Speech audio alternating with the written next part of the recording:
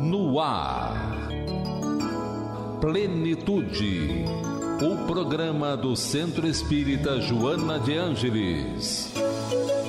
Produção Seja Barra. Apresentação Iraci Campos.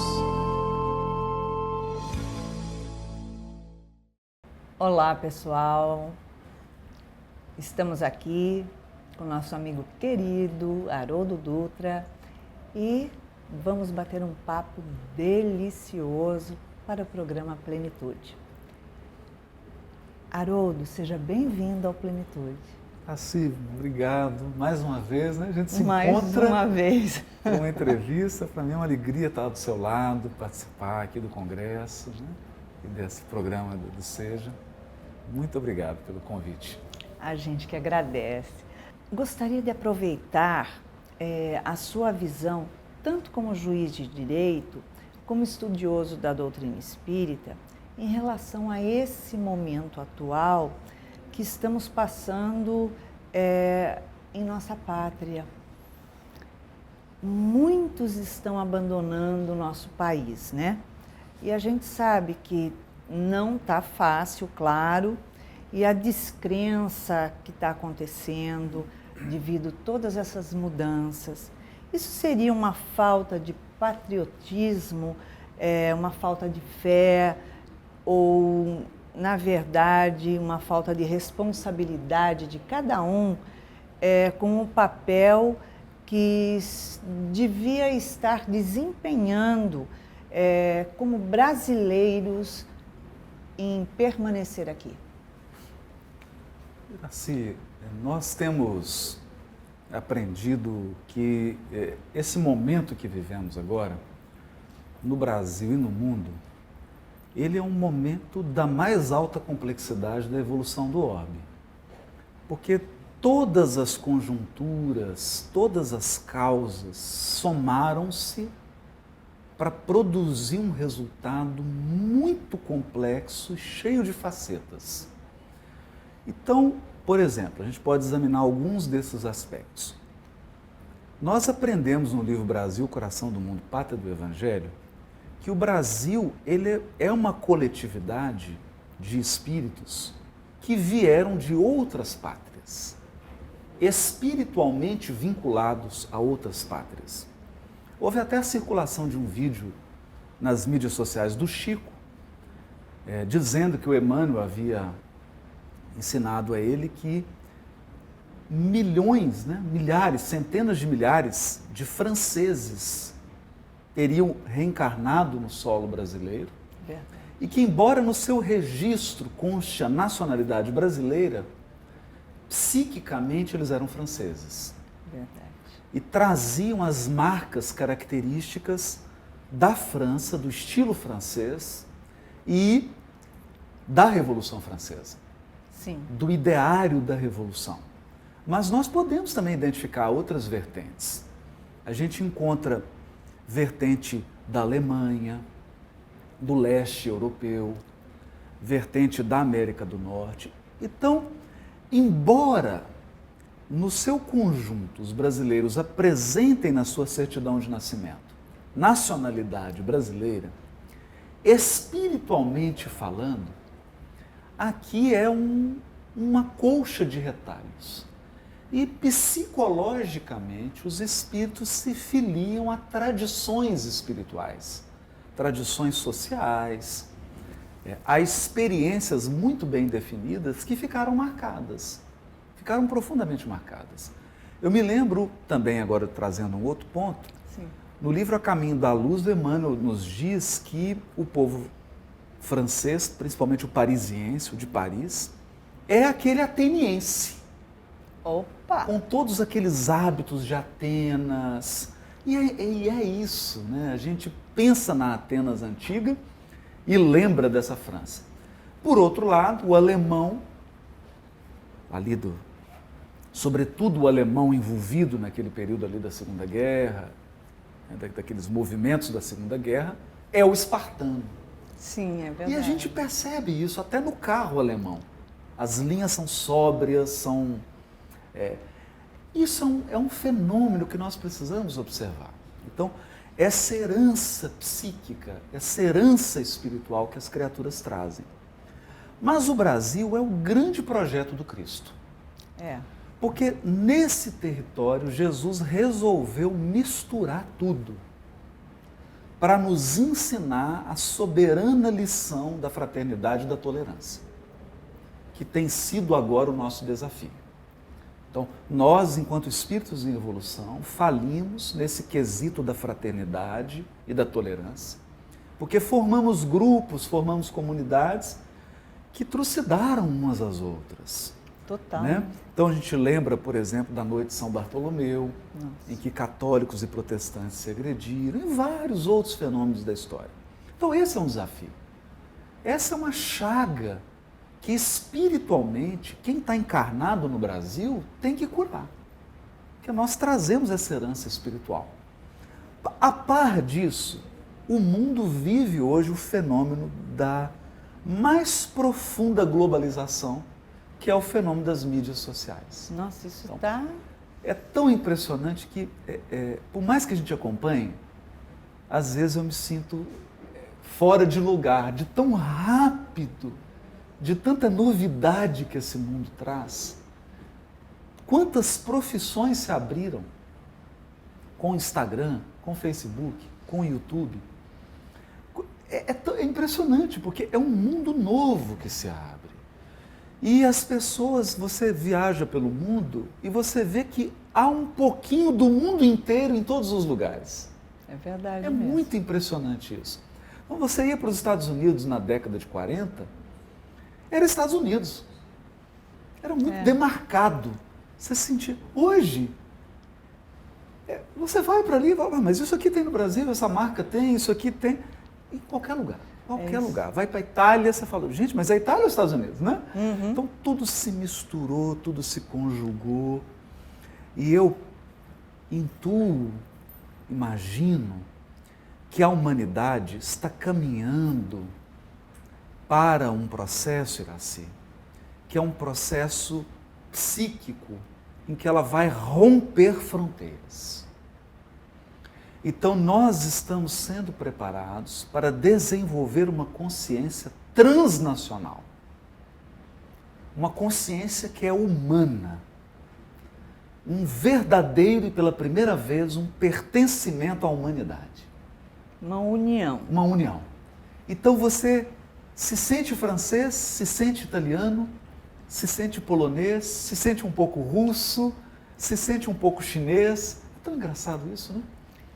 Porque você admira a comida chinesa, a comida japonesa. Então, assim, nós estamos integrando. E a evolução, ela faz esse movimento. O espírito vai ampliando os seus potenciais, ele começa a integrar. Integrar valores, integrar costumes, porque nós caminhamos para a universalidade. Tem que ser, o nosso né? destino é a universalidade.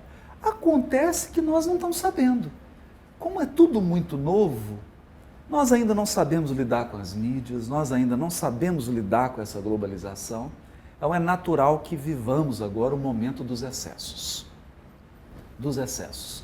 Prova disso é a eleição agora, que é a eleição da retórica. Né? É incrível, é a eleição da retórica, a eleição da palavra.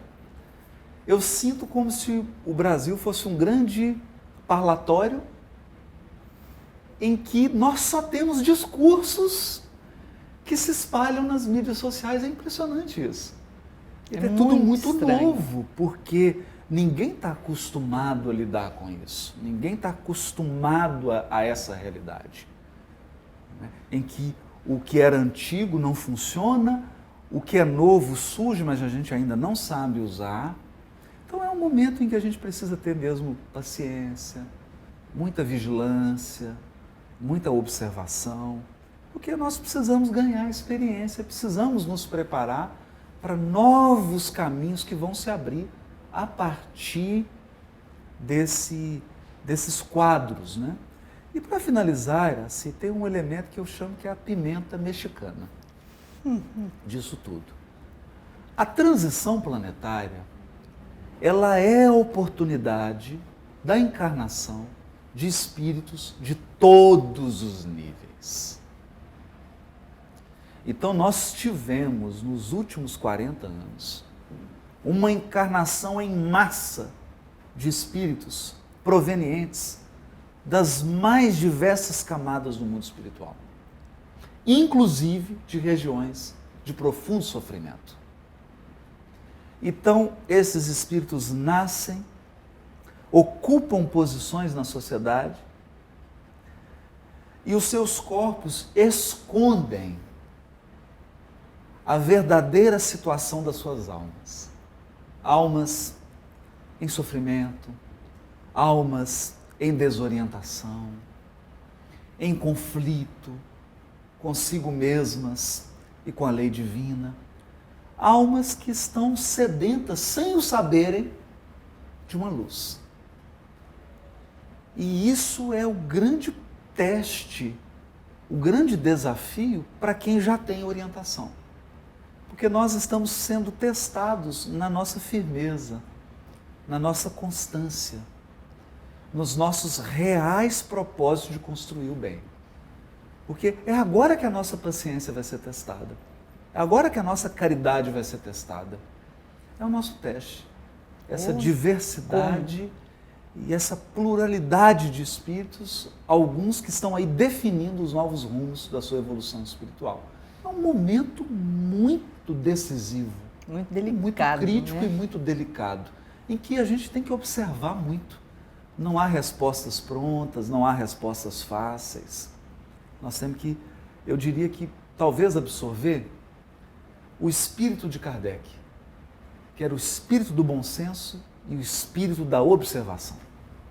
Essa talvez seja a herança que nós precisamos resgatar do codificador. Haroldo, o momento atual deveria ser o da democracia, que tem como um dos pontos resolver a divergência da conversação pelo diálogo. Construímos um palco imenso para esse diálogo e ele não acontece. Cada um aparece no seu palco e só aparece para dizer: só eu tenho a razão. Tem que ser do meu jeito, do jeito que eu penso, que eu acho, porque eu é que estou certo. A que se deve isso? Estamos realmente vivendo a democracia? Eu me lembro aqui, Iraci, de uma cena muito curiosa que foi numa reunião no Senado, em que, na época, disputava o senador McCain, se não me engano, e o Barack Obama. Então, uma senhora se levanta da plateia e diz, se referindo ao Barack Obama, porque ela era do partido do McCain. E ela dizia: esse homem é um monstro. Esse homem vai destruir. Ele não tem princípio, não tem moral. E começa a denegrir o Obama. E aí o senador McCain disse: não, a senhora está enganada. Eu conheço o Obama. Esse homem é um pai de família. É um homem honrado. É um cidadão americano que merece o nosso respeito. A minha divergência com ele é puramente no campo das ideias. Olha só. É bonito, que revela uma democracia amadurecida. Mas é fato que nós não temos ainda uma democracia amadurecida. Nós somos um país jovem. Bastante. Jovem e com uma experiência ainda incipiente no que diz respeito à democracia. É fato que já passamos por crises muito profundas. Impeachments, vários. Sim. Crises econômicas, instabilidades políticas. E o país as atravessou todas. Sem guerra civil, sem grandes desestabilizações, mostrando aí uma resiliência do povo brasileiro. Uma resistência, uma estrutura e que a gente precisa respeitar. Precisa respeitar. Sim. Quem passou por um período de uma inflação de muitos dígitos e chegou onde estamos hoje, é um povo forte. mas precisa ainda aprender essa arte da democracia, que é a arte do diálogo. Do diálogo. Perfeito. Compor, pensar, responder, colocar ideias no plano das ideias. Há uma frase muito bonita que diz assim: as ideias podem se chocar, os seres humanos nunca. Realmente. Os seres humanos não poderiam se chocar. As ideias, sim. Ideias são feitas para se chocarem, para se contraporem. Isso é natural. Porque a ideia ela tem que ser espremida. A ideia, para se tornar boa, ela tem que ser limada. Ela tem que sofrer o debate, a crítica, aí ela se aperfeiçoa. Vai lapidando, né? Mas os seres humanos não devem se chocar. Então nós vamos ter que aprender isso. Né?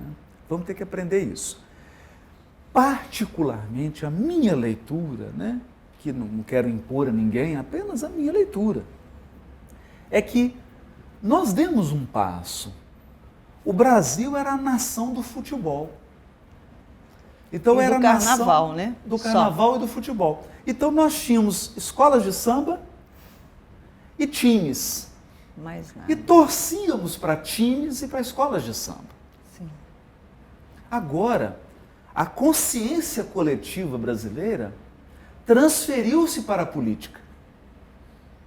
Então o brasileiro, na média, começou a se interessar pelas questões políticas, pela eleição, pelo voto, pelo plano de governo, pelo candidato, mas vem com o espírito de time de futebol.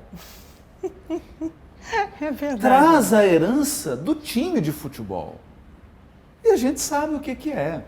Eu, pelo menos, lá na minha cidade, às vezes, dependendo do jogo, só pode ir uma torcida, não pode ter duas. Né? Ou uma torcida tem que sair de um lado, a outra sair do outro. E foi o que se transformou a política no Brasil. A mesma coisa. Times de futebol que não podem se encontrar sob pena de agressão física. Então, foi bom? Demos um passo? Demos. Estamos nos interessando por questões mais relevantes? Estamos. Mas precisamos agora ganhar experiência, ganhar maturidade, para não lidar com a política como se lida com a torcida para time. Porque a política, segundo Aristóteles, a política com P maiúsculo, é a arte da composição. A política vem da polis, da cidade grega, em que os cidadãos se reuniam para encontrar, cada qual tinha uma solução, mas eles precisavam construir uma solução comum. Amadurecimento. Então eu penso que nós vamos ter que amadurecer para sair desse espírito de time, de torcida, em que a gente massacra o time adversário e teme o time adversário como se ele fosse um monstro, para seguir a um próximo nível em que nós vamos ser capazes de, no embate de ideias, construir soluções consensuais. Exato. Porque essa é a política. Isso é política. E isso é democracia. A democracia é difícil. Democracia é desafiadora. Desafiadora. Porque o ser humano não está preparado para alguém discordar dele. E a democracia inimigo, né? A democracia é a arte da discordância. Exatamente. Você tem que saber lidar com a discordância. Democracia é isso.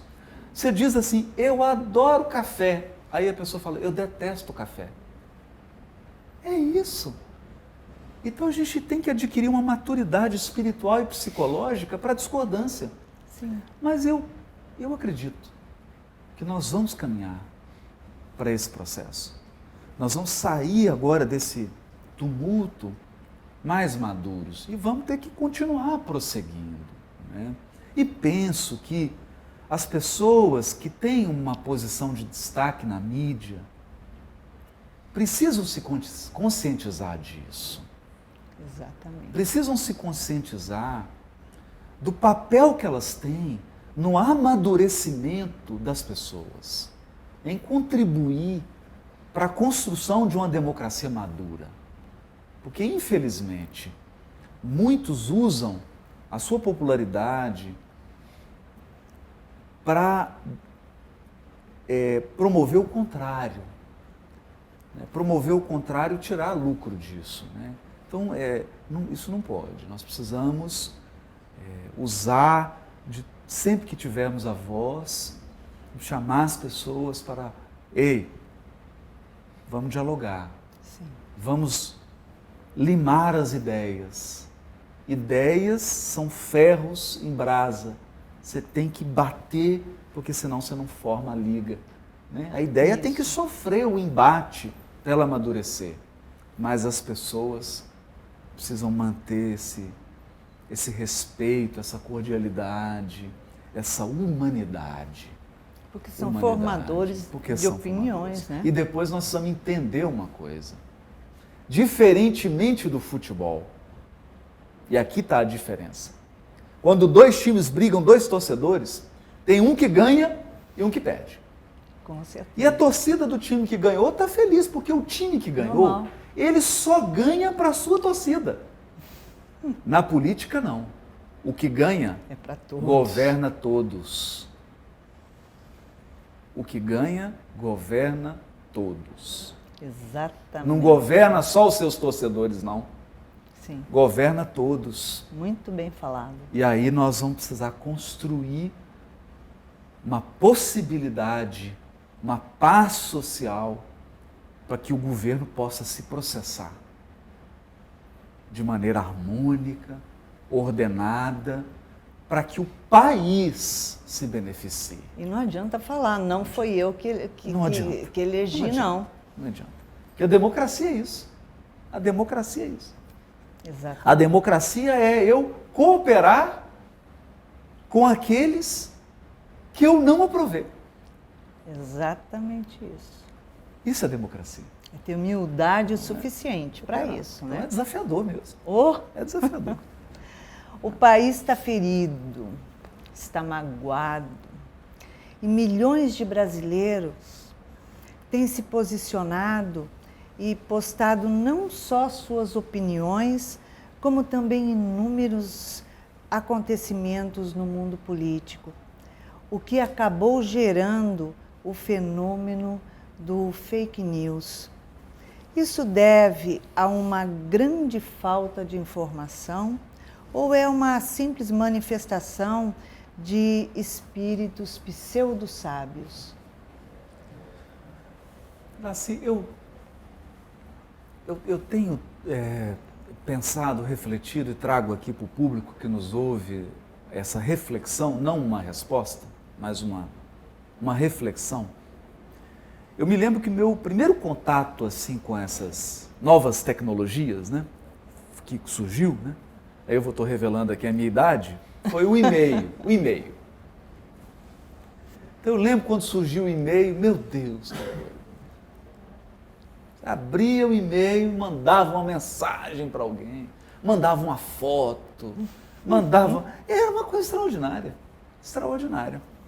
Só que, com o tempo, na profissão, no trabalho espírita, na família, eu particularmente, vou compartilhar com você aqui, ouvinte, a minha experiência pessoal, né? Comecei a observar que as pessoas, elas eram quando estavam no ao vivo. Exatamente. E elas eram completamente diferentes no e-mail.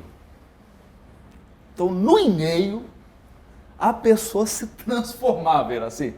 Me faz lembrar um desenho do Pateta, antigo, que era o Senhor Volante. Então, o Pateta era um homem pacato, um homem calmo, pai de família, mas quando ele entrava no volante, ele se transformava, virava um monstro no volante. E é assim até hoje, né? Nossa. O poder que o volante dava, ele se transformava num monstro, buzinava, passava em cima das pessoas, era muito engraçado isso. Aí ele saía do carro, aquele gentleman. Né? Então acontecia isso com o e-mail. As pessoas escreviam cada coisa no e-mail. E com letras garrafais, que Mandava. significa gritando. E era engraçado porque você conhecia a pessoa, você falava assim, não. Não pode ser. Essa pessoa, ela não é capaz de dizer isso pessoalmente. E dizia. E o e-mail é uma coisa assim pessoal, né?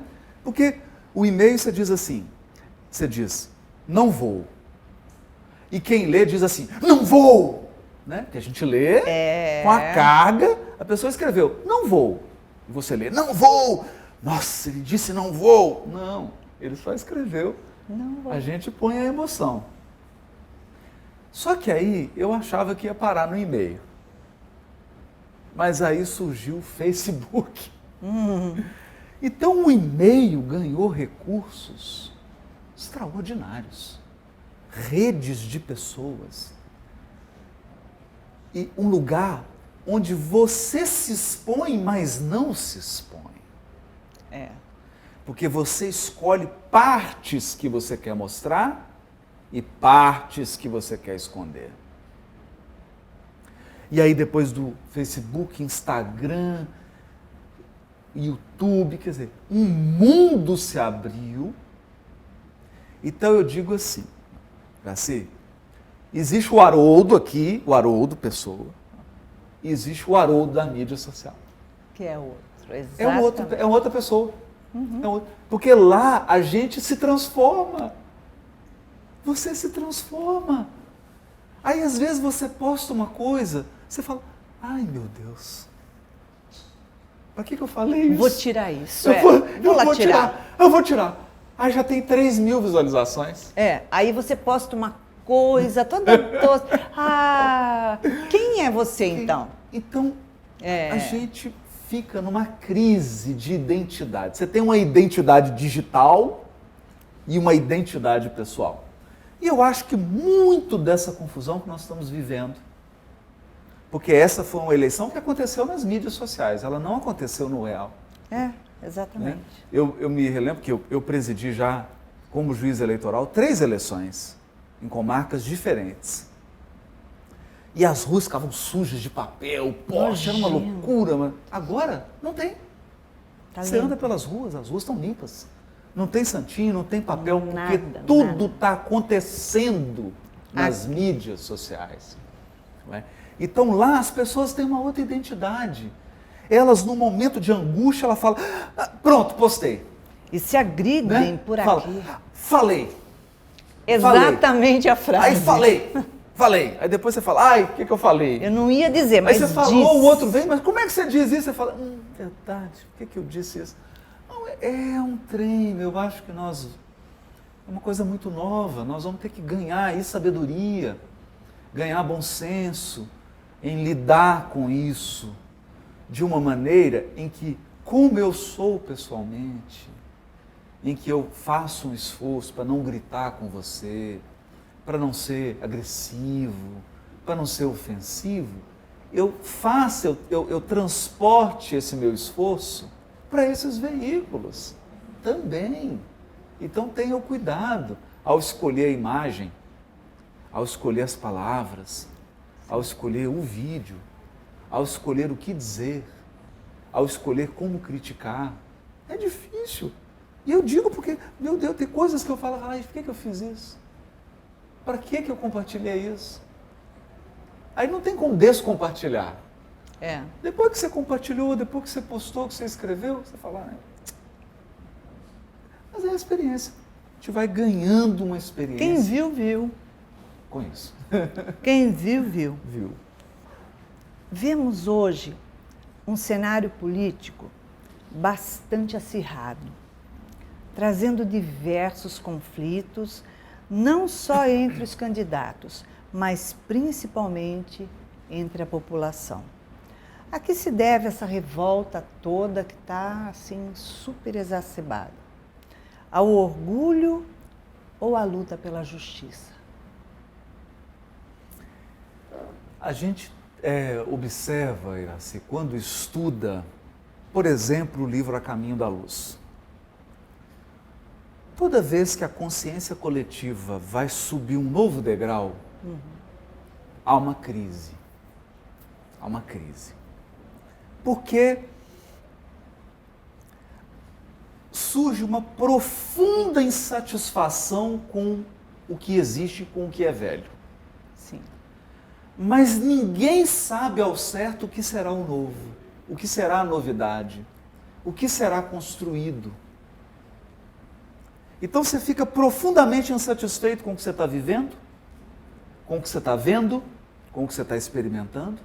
Você quer mudança, você quer melhoria, quer progresso, e a lei de progresso atua na psique. Sim.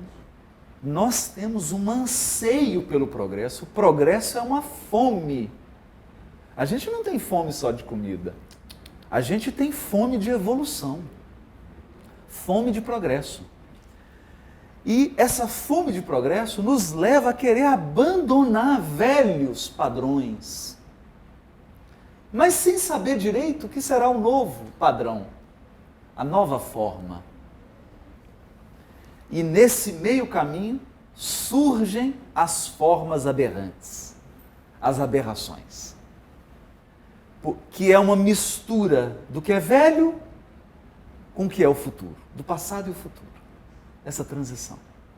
Bom, fazendo essa observação e essa reflexão, creio eu que nós estamos no tempo das aberrações.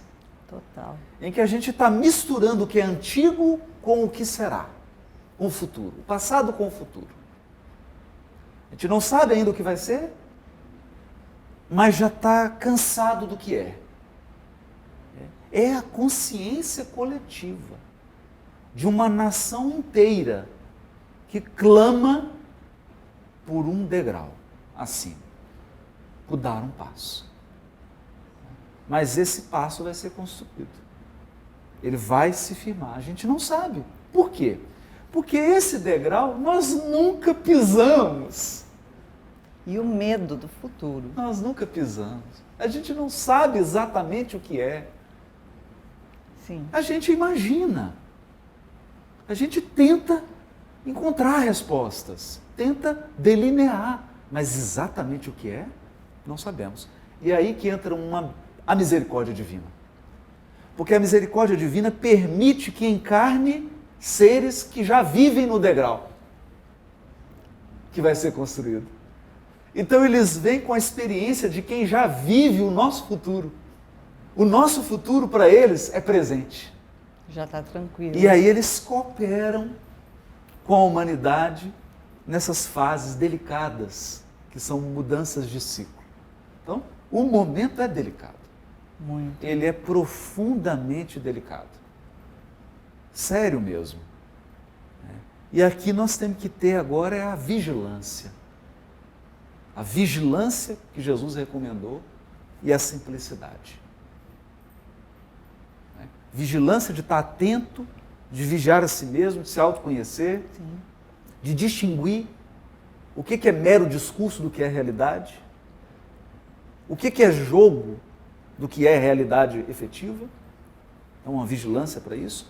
E uma simplicidade de alma e de coração para a gente não perder a nossa humanidade. E para a gente não perder a nossa brasilidade. Porque essa nação tem uma alma linda. Povo acolhedor. Tem uma alma linda.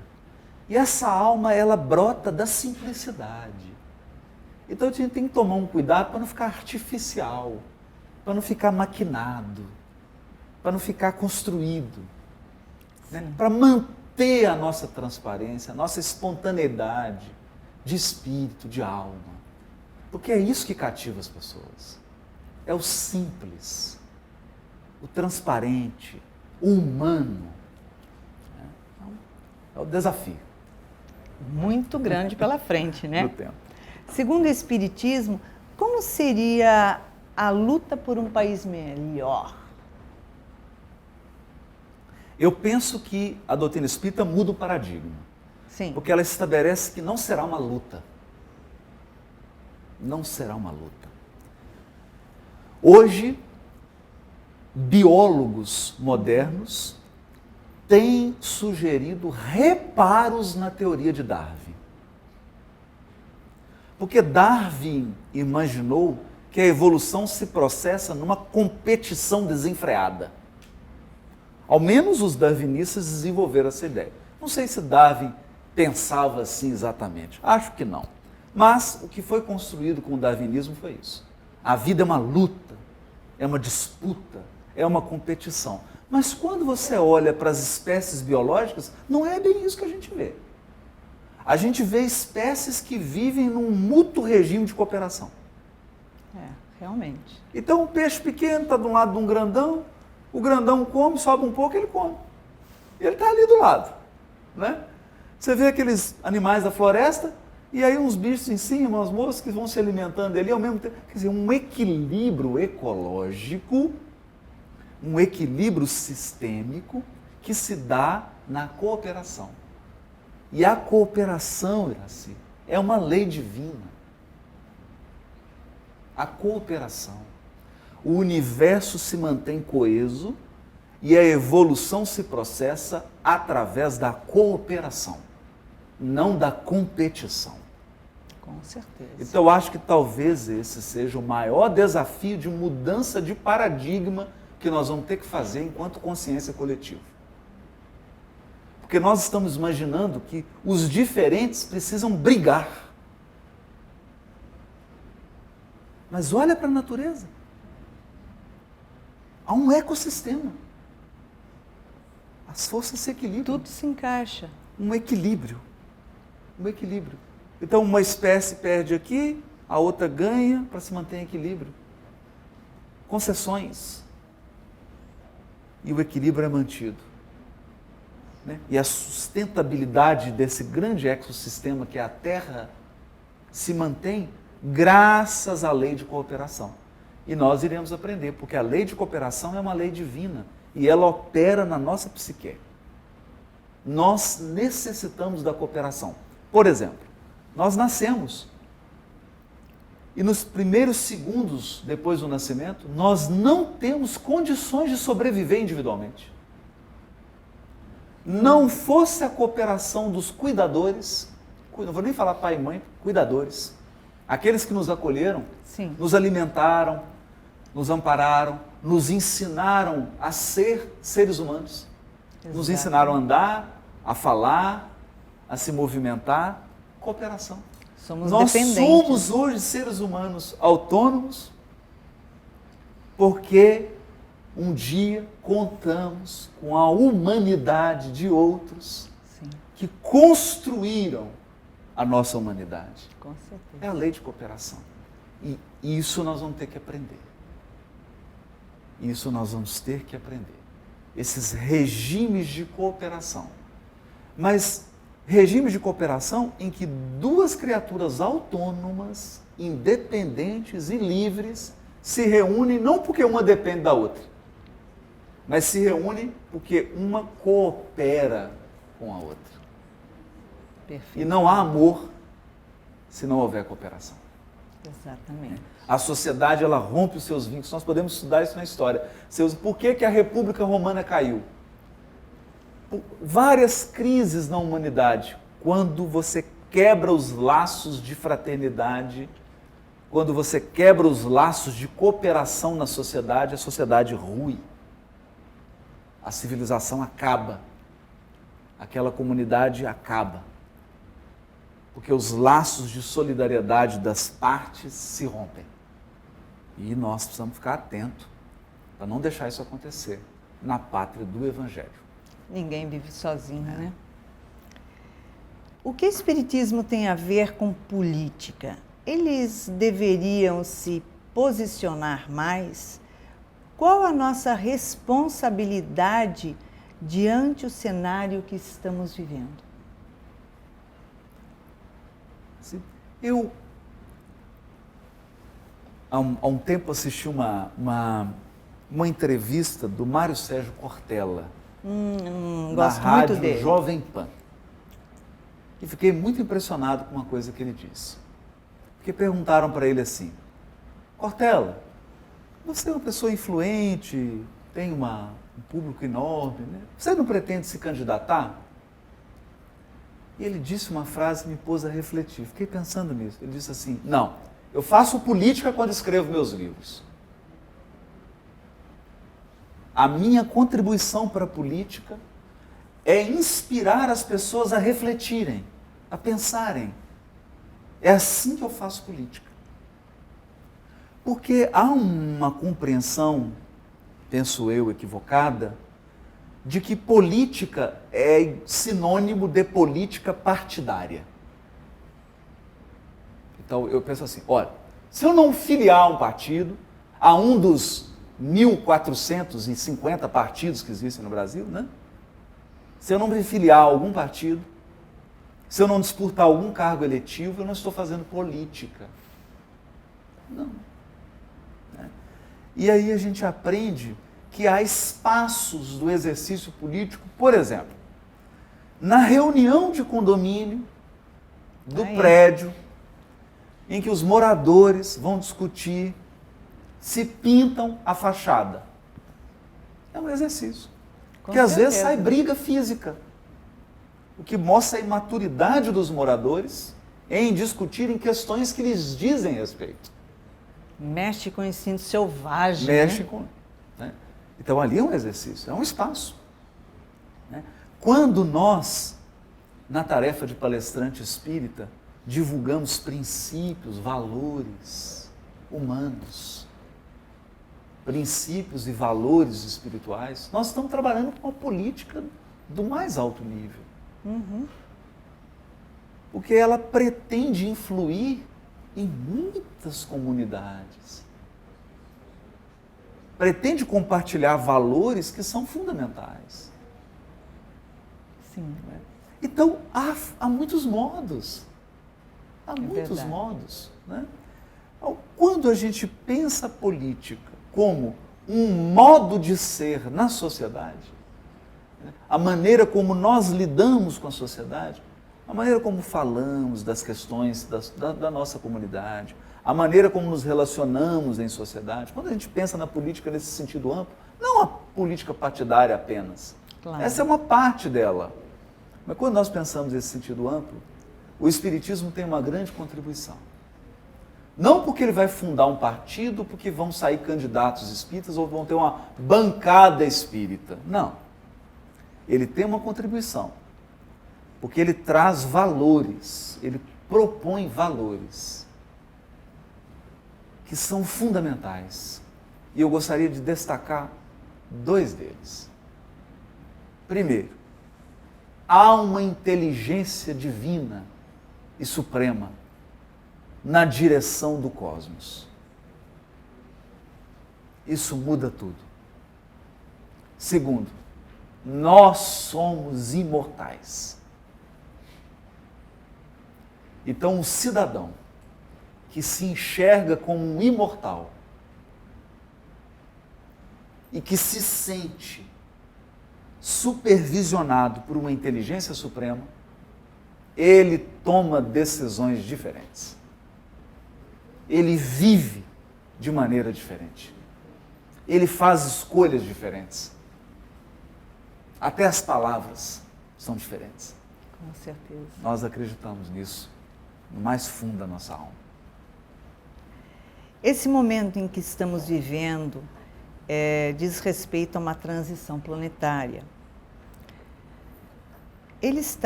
Essa transição está auxiliando ou impedindo esse processo? Nós temos aprendido na obra de Kardec e na obra subsidiária que a transição é uma efervescência. Eu tenho usado uma imagem que tem me auxiliado a pensar a transição planetária. A transição planetária é quando você quer construir uma liga metálica. Então você pega um forno em altíssima temperatura. Aí você fala, eu vou jogar cobre. Agora eu vou pôr magnésio. E aí você tenta, naquele calor imenso, misturar elementos para formar uma liga, um material diferente. Um material que é mais do que a soma das partes que você colocou ali. Mas isso tudo acontece em altas temperaturas. Por quê? Porque as qualidades dos metais individuais precisam ser forjadas, precisam ser testadas. Uma transição planetária, ela é um momento em que os indivíduos, as comunidades e as sociedades são submetidos ao mais alto grau de tensão. De tensão. De alta temperatura. Para quê? Para que as impurezas saiam e para que as qualidades se reúnam, formando algo completamente inovador. Isso é transição planetária. Mas dói. Dói. Estamos diante de fatos que nos apresentam uma grande deformidade de valores morais, que é a maior deficiência do nosso povo, que tem afetado as crianças e adolescentes. Nossos dirigentes políticos têm influência direta nisso, como representantes. Ou esses acontecimentos dizem respeito exclusivamente a responsabilidades dos pais das nossas crianças. A gente tem lido e ouvido várias vozes que concitam os pais a assumirem o papel de orientadores de alma. Porque o lar, ele é a escola principal. No lar, no afeto, seja um lar da mais diversidade. Uhum. Pode ser uma família diferente. Tem a família tradicional, tem famílias em outras conformações, mas o lar verdadeiro é onde circula o amor, a dignidade humana,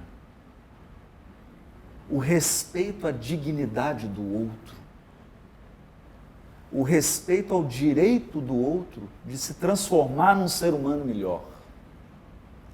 Então, quando o espírito encontra um lar que lhe dá condições de forjar o seu caráter, de se desenvolver, de expressar seus dons, ele conta com uma bênção. Com uma bênção. Porque nesse ambiente, ele vai aprender as mais profundas e mais importantes lições da vida. As mais profundas e as mais importantes lições da vida. É nesse cadinho, é nesse ambiente que a gente é testado a sair do egoísmo. É ali no lar que a gente aprende a generosidade. É ali que a gente aprende a diversidade.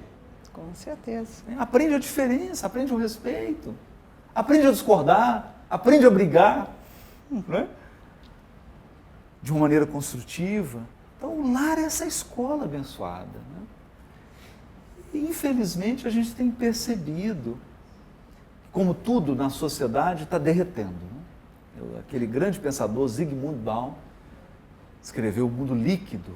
E é isso, né? Está tudo derretendo, porque nós estamos perdendo as estruturas, os alicerces, as referências, mas nós precisamos delas. Claro. Nós temos que construir. É claro que essas referências se aperfeiçoam, elas se aprimoram, mas elas precisam existir. Elas precisam existir. E o lar é uma delas. Não importa se ele tem uma conformação tradicional ou não tradicional, isso não importa. Se ele tem pessoas que se amam, se ele tem pessoas que anseiam pela dignidade, pela expressão dos seus potenciais, pelo crescimento, pelo afeto, pelo respeito, pela civilidade. É um lar que vai formar indivíduos muito melhores, indivíduos que vão dar fruto para a comunidade.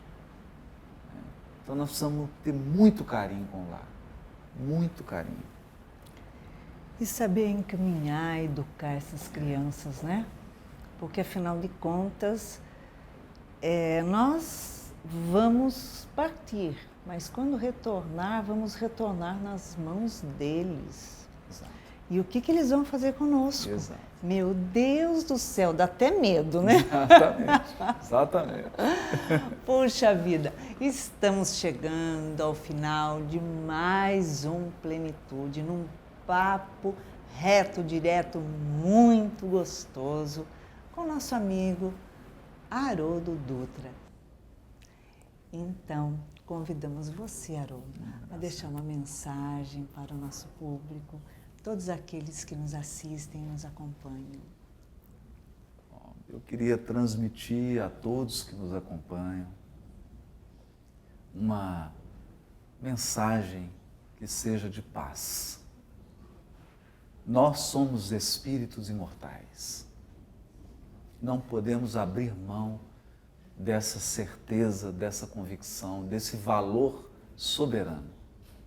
É preciso caminhar de fronte erguida e viver como um imortal, sabendo que nós vamos reencontrar todas as pessoas, porque elas também são imortais. Então não adianta construir soluções que sejam provisórias. É preciso encontrar soluções que sejam mais profundas, que sejam mais duráveis, que tenham a marca dessa nossa condição espiritual. E nesse momento de turbulência, não faz mal separarmos alguns minutos do dia para uma meditação, para uma prece, para serenar o coração, serenar a mente, conectar-se com a harmonia da natureza, de modo que a gente não entre num ciclo de aflição e desespero causado pelo medo generalizado da crise, pelo medo do futuro. Bom, queríamos transmitir a você que nos ouve uma mensagem de confiança. Agora, mais do que nunca, vale aquela lição de Jesus. Entra no teu aposento íntimo e ora em segredo, em secreto, para aquele que ouve e vê em segredo. Acerena o coração, porque ninguém toma decisões efetivas, eficazes e sábias no clima do desespero, do medo, do apavoramento, da aflição, do estresse. Nós somos seres que precisamos de paz para decidir. Então, eu te desejo paz, muita paz. É isso aí. Haroldo, muito obrigada por estar no nosso programa Plenitude e deixamos a você uma semana de muita paz, muita alegria e para isso deixamos o nosso beijinho cor-de-rosa. Muita paz. Plenitude. Produção Seja Barra. Plenitude.